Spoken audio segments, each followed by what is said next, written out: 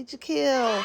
And I want to show you that you can turn this scrap of fabric into this very cute, ruffly crop top. Yes, y'all. In under an hour, you can be good to go from breakfast to brunch and summertime forever in this cute little top. So follow along and I'll show you how I did it.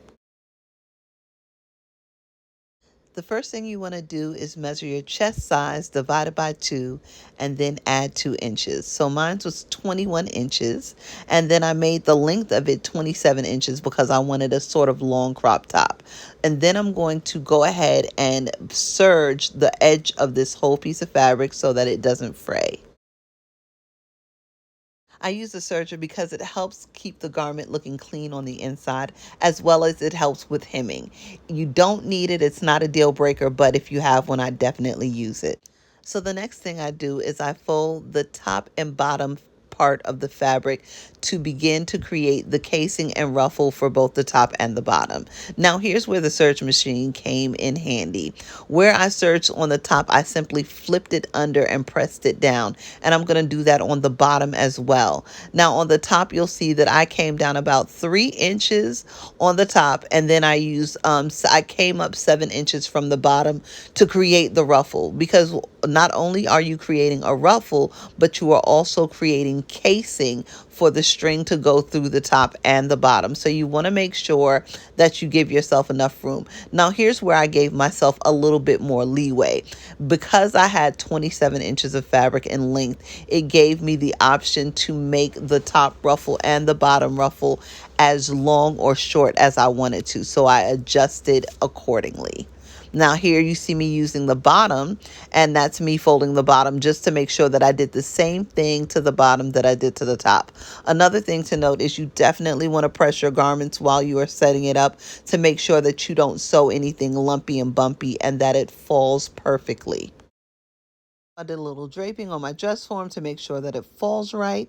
And then I'm just looking at it to make sure this is the final product before sewing. We'll also note those raw edges on the end. I'm going to sew those up before I even create the ruffle and the casing so that it's a clean garment and you don't see any raw edges in this garment. Isn't my puppy cute? Yes, he is. All right. Remember when I said that I used that serge machine to help me make hems? This is what I mean. I just fold it and fold it over again and just sew a straight stitch down, and that makes it nice and crisp and clean and ready to be creating the ruffles and the casing. We're in the home stretch, guys. I basically did a straight stitch down, and then I measured about 5/8 of an inch and did a straight stitch down again. So that creates the casing, and then you see the ruffle on the bottom. I did that on both the top and the bottom. Again, where I did the serging, that helped guide where I was going to sew down to create the initial basting and then the creating of the casing.